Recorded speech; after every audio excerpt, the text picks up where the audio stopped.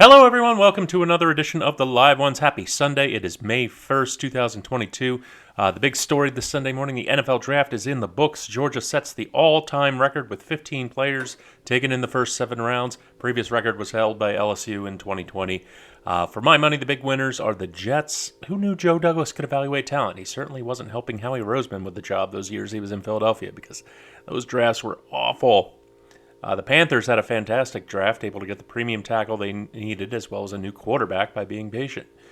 Eagles got great value for every pick, but we're going to have to wait and see whether that translates into great results because there are downsides on a lot of their picks. Patriots had an awful draft, doing their usual shtick of trading down for more picks, then trading those picks down into a talent pool that got shallow really quickly. Colts probably had the worst draft of any team for sure. Not good times ahead in Indy. Beginning of the round 2 playoffs for the NBA is today, starts in just a few minutes actually. Bucks and the Celtics tipping off at 1. I can't wait to just sit back and enjoy that one as a fan. Golden State and Memphis play at 3:30. Should be a relative walk in the park for the Warriors. The Diamondbacks, the Arizona Diamondbacks, hit a historically awful 181 as a team for the month of April. And when I say historically awful, I mean ranks among the absolute worst of the entire 156-year history of the game since box scores were invented for us to track it. But yet they still finished the month 10-12, which is not awful because offense around the league is comparably horrendous. I honestly don't know what you do anymore at this point. We thought addressing the sticky tack issue would help offense in the game, and it did to some extent last year. You saw that. But the larger issue is what MLB teams are doing, basically eliminating the position of the starting pitcher and just having a constant parade of fresh relievers throwing nothing but unhittable gas. You know, a team back in the day when I was, going back to like the 70s and the 80s, you maybe had like one starter, and if you needed it, like one reliever coming in to close out a game in like maybe the 8th or the ninth inning. Nowadays, a team using 6 or 7 pitchers in a game is just standard now, and I honestly don't know what can be done because you can't. You can force a reliever to face a minimum number of batters, but you certainly can't prevent teams from taking out pitchers if they're getting racked. I think you have to train hitters to slap hit. Ricky Bottalico actually gave a really good demonstration in the preview show for the Phillies-Mets game last night of what happens from a pitcher's perspective when he knows a hitter is swinging for the fences, which is what most hitters do today, because that's what gets you the big contracts, home runs and RBIs. The motion of a home run swing completely opens up the lower away third of the plate, all of it. So you know as a pitcher that the bat is not going anywhere near there, and you can just pound the zone with those 93-mile-an-hour sinkers and sliders right there. It's an automatic punch-out. Clayton Kershaw has made a career out of this. Slap hitting, which is a level swing with full arm extension, a swing for contact. As long as your eye can catch up with the pitching, not only can you reliably make contact but with a ball breaking away from you because of the mechanics of most people's swings, you can usually hit the ball to the opposite field and get a double. Jose Iglesias is fantastic at this with the Rockies. Alcides Escobar is as well. That's why their average is always so high, why they're always hitting around like 280, 290. And their OPS is on the level with big home run hitters, even when they don't hit a whole lot of home runs. I think that's how you change things, ultimately.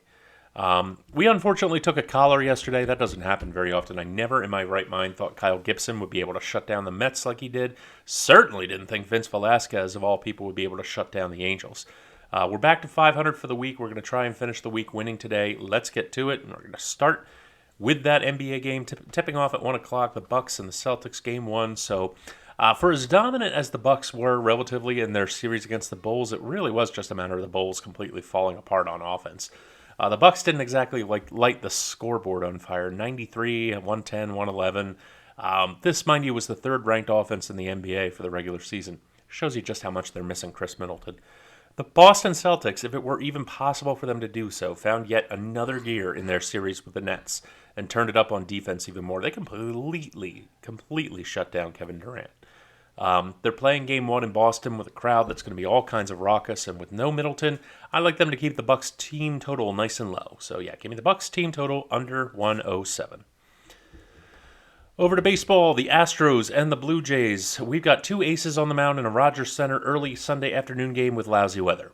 Framber Valdez on the mound for the Astros, sporting a 3.15 ERA through 4 starts, coming off 6 strong innings against Texas, allowing only 4 hits and 1 earned run. Kevin Gausman has been absolutely dominating since joining Toronto, touting an unreal 11.3 strikeouts per 9. There's a 58% chance of rain in Toronto at game time. It's going to be 48 degrees and a constant 20-mile-an-hour wind blowing from left field over to the right. So it's going to be that lousy smarch weather again. I'm telling you, the northeastern portion of North America and the Midwest has really just had this brutally cold, nasty spring that just isn't letting up. Yeah, it's going to be absolutely miserable there today. All the factors point to a low-scoring game. I'm taking the under 7.5 runs today. And last but not least, the Red Sox and the Orioles. Hey, it's Jordan Lyles Day. The legendarily bad starter of the Orioles keeping the rotation because they have literally no one else. This is longtime fans of the show will remember this used to be called Matt Harvey Day last year. Lyles has inherited it. Anyways, on this most auspicious of days, this Jordan Lyles Day, we automatically take a look at the game total and the opposing team's team total for any blatantly obvious value. And in this case, it's the game total because Nick Pivetta is on the mound for the Red Sox, and he has struggled throughout his first 4 starts. He's got an ERA of 8.27. Even the sad sack Orioles, with their terrible offense, should be able to plate a couple of runs against that. Meanwhile, the Red Sox themselves are due for some positive regression. You got to remember this was the 5th-ranked offense in baseball last year, and they retained most of their important pieces from last season.